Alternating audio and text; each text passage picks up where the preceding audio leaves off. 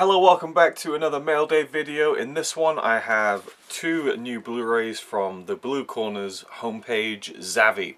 I've been waiting for these ones, or waiting to do this video for these ones for quite a while, because this one arrived a few weeks ago and this one a couple of days ago, and I ordered them both at the same time. What happened was I ordered them separately, and when this one didn't turn up, I contacted Zavvi, and you know, their customer service is middling to terrible at best. And we soon figured out that I was the cause of the problem. I'd put the number of the house, it was one earlier than it should have been, you know, and so I thought, okay, so it ended up with a neighbour. But it turns out that the number before this house number doesn't exist. There is no number whatever on this street, so just my luck, but thankfully it got sent back to the UK. They got it back into their warehouse, refunded me the money so I could repurchase it again. They wouldn't just send it back to the right address. And now, of course, Zavvi have introduced a lovely shipping charge for European orders. So that's fun, because I used to go to Zavvi a lot because they had free shipping, which is, you know, always something that's better than Amazon, which don't offer free shipping outside of the UK. And you know, Zavvi's customer service is pretty terrible, whereas Amazon's is pretty good, so it kind of evened out. But now I can't really see myself going to Zavvi really for anything if they're now charging shipping. Well, that's fine. I mean, you have to pay shipping for, you know, pretty much anything. But it was always nice to have that added little bonus of no shipping fee. But it is what it is. Let's get to the two steelbooks. Of course, coming from Zavvi, that's really the only thing I go there for. I wouldn't really go there for any regular Blu-rays.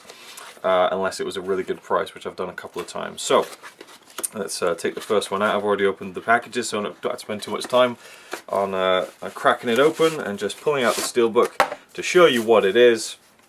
Oh, and this is the one that just turned up a few days ago, and I'm glad I got it, because I was getting a bit nervous when the whole wrong address thing happened, because you know, these will sell out eventually because they're quite a popular line. Even though people, it's quite a divisive range of opinions on these steelbooks, particularly because of the artwork, but it is Hayao Miyazaki's Spirited Away. Yeah, as I said, people really don't like the silver finish on these Studio Ghibli steelbooks. I quite like them, and I have all of them, so I thought it was only right to continue to get the new two that had just been released this month, or last month I guess at this point in March. And Spirited Away was a great one, and this is some great artwork on the front there with the main character Chihiro, with the bathhouse behind her. If you've seen the film, you know that's one of the key locations of the film. And yeah, I really like these steelbooks, and I think this is a really nice one too.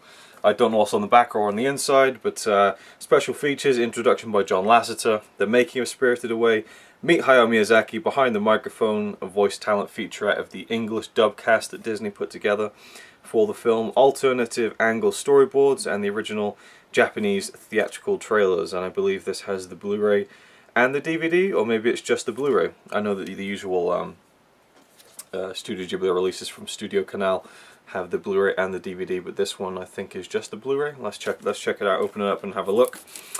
This one is not one of my favorites. I love it. I think it's a 10 out of 10 masterpiece, but it's still it's not in my top 5 like of Studio Ghibli or Hayao Miyazaki movies. That's just how good his filmography is. It's a great film. It's a really great film, and one that grows on me. You know, when I first watched it, I was underwhelmed because it'd been built up as this kind of absolute classic, and while I still think it is, oh, that's a great back piece of artwork there. One of the other very memorable characters of the film. So that's a nice addition to the back there. Steelbook is in good condition. There's a few bits of wear and tear there from just, I guess, the J card being pressed against it, but that's okay. And the inside, if we take the disc out, it is just a Blu-ray, no DVD. And there's a nice image there. It doesn't come off too well on camera, but it's a really nice colourful image of a lot of the characters from the bathhouse. So that's a really nice steelbook. Glad to add it to the Studio Ghibli collection. And the Hayao Miyazaki collection, I mean, this is in my top 5 favourite directors of all time, and this is certainly what many would consider to be his best film. I don't quite think it is. I think Princess Mononoke is his finest film, but this one is certainly up there. And again, one that grows on me. I've now seen it in Japanese and in English, and I've done a review of it as well with my brother, which was a really fun video to make. So you can go back and check that out. That was episode 50 of the Epic Film Challenge 2. And then the second steelbook, obviously, it is going to be in the same line. And you should know what it is. It is Laputa Castle in the Sky. Now this film, I far prefer to Spirited Away. I almost feel like this is an underrated film, and it is one of... this is the first ever Studio Ghibli film. They kind of count Nausicaa as the first, but it wasn't. This was the first true Studio Ghibli movie, directed by Hayao Miyazaki again. And I think that this is perhaps, like, I don't know if it's the best, but it's probably my favourite just adventure movie, period. It's just such an amazing ride, and a fantastic image there of the two main characters. This is a scene right at the beginning of the film in the opening sequence, with Peruse and Sheeta! He's always shouting her name in the film.